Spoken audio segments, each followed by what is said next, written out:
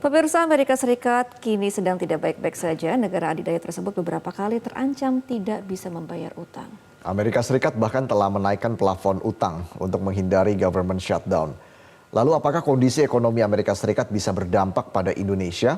Untuk membahasnya kita sudah terhubung dengan Direktur Eksekutif Segara Institute, Peter Abdullah. Selamat pagi, Pak Peter. Selamat pagi, Mas Reza, Mbak Gema. Pagi, Pak Peter. Baik, Pak Peter, bagaimana Anda melihat kondisi Amerika Serikat saat ini ataupun sebelumnya yang memang seringkali berkutat pada utang begitu, Pak Peter? Tercatat kini kan utang Amerika Serikat per September kemarin sudah tembus 33 triliun US dollar, Pak Peter. Ya, ini sebenarnya dalam tahun ini saja kita sudah mendengar ini udah kedua kali ya. Pertengahan tahun lalu juga kita mendapatkan isu yang sama ya. Dan dalam beberapa tahun terakhir memang sering ini muncul karena kondisi utang dari Amerika ini sudah mendekati atau sudah melewati batas yang ditetapkan di dalam undang-undang mereka ya. Dan ketika mereka sudah melewati batas tersebut, maka tentunya akan berdampak kepada APBN-nya mereka ya. Sebenarnya secara ekonomi kondisi di Amerika tidak seburuk yang kita bicarakan, bangkrut yang kita bicarakan ya. Bangkrut dalam hal ini, yang disebutkan bangkrut dalam hal ini adalah terkait dengan pemenuhan ketentuan dalam perundang-undangan Amerika ya, di mana utang mereka melewati batas yang kemudian menyebabkan mereka tidak bisa melakukan utang. Kita tahu bahwa perekonomian di banyak negara, di negara maju seperti juga Amerika, mereka gali lubang tutup lubang. Mereka melakukan utang untuk menutup hutang. Ketika mereka tidak lagi bisa melakukan hutang karena dibatasi oleh ketentuan perundang-undangan, maka mereka tidak bisa membayar utangnya, tidak bisa menutup lubang-lubang utang mereka. Ya, inilah yang disebut sebagai kondisi bangkrutnya sebuah negara maju seperti di Amerika. Sementara sebenarnya kalau kita lihat dalam kondisi keseharian di perekonomian realnya, sebenarnya tidak mengalami kondisi seburuk itu. Terbukti dengan pertumbuhan ekonomi Amerika yang sekarang ini di triwulan 2 kemarin itu justru tumbuh di atas 5% ya, di triwulan 3 ya.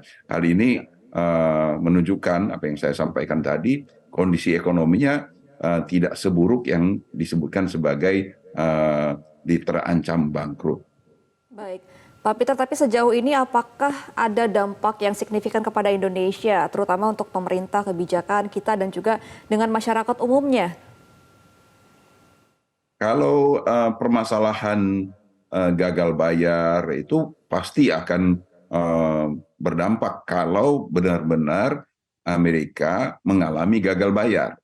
Tetapi ini kan sebenarnya ketegangan itu adalah ketegangan politik, ya, bukan real, ya. Seperti yang kita lihat di sebelum-sebelumnya, ancaman kebangkrutan ini kemudian akan selalu diselesaikan dengan kesepakatan politik, di mana misalnya pada pertengahan tahun lalu, ketika itu hutang Amerika sudah mendekati ambang batas, kesepakatannya adalah mereka mengeluarkan undang-undang untuk menangguhkan ambang batas utang tersebut hingga Juni 2025 setelah pemilu. Dan oleh karena itu, dan itu terjadi sampai saat ini, pemerintah Amerika Serikat bisa melewati batas utang yang mereka tetapkan.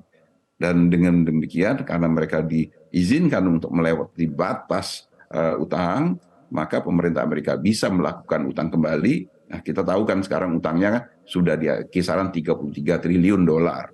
Ya. Sementara ambang batasnya adalah 31,4 triliun dolar. Artinya mereka sudah melewati batas. Tapi batas ini kan sampai Juni 2025 setelah pemilu. Nah, kalau dalam kondisi sekarang ini mereka masih memiliki ruang untuk melakukan utang, dengan demikian mereka tidak akan mengalami kebangkrutan.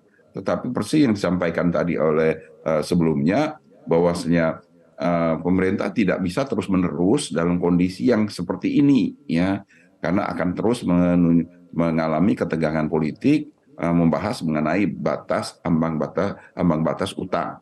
Ya. Kalau kita balikkan ke Indonesia, selama Amerika Serikat tidak mengalami gagal bayar utang karena mereka bisa berhutang kembali, maka dampaknya kepada global termasuk kepada Indonesia boleh dikatakan tidak ada, ya. Justru dampak yang lebih dominan ke Indonesia adalah ketika, ya, Amerika Serikat itu adalah melakukan ngambil kebijakan moneter, ya, dalam rangka untuk memerangi inflasi, yang menaikkan suku bunga the Fed. Nah, itulah yang lebih berdampak kepada kita ketika mereka tidak mengalami gagal bayar utang tadi.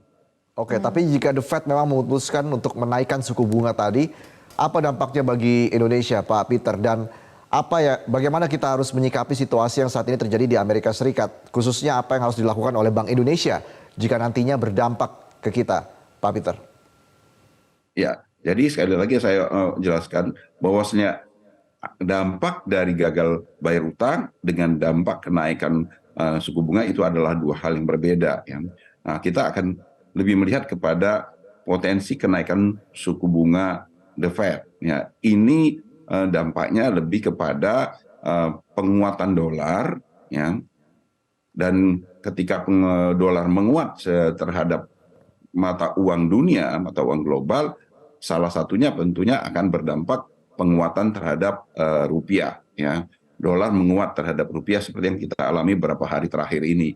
Rupiah mendekati 16.000. Dan ini akan berujung kepada pertama inflasi kita bisa mengalami lonjakan karena adanya imported inflation, harga barang-barang global juga akan mengalami kenaikan, dan kemudian juga akan berdampak kepada beban utang kita, ya, karena utang kita akan menjadi terasa lebih beratnya, bebannya menjadi lebih berat. Baik, terima kasih Pak Peter Abdullah, Direktur Eksekutif Segara Institute, sudah berbagi informasi bersama kami di Metro Pagi Prime Time. Selamat kembali beraktivitas.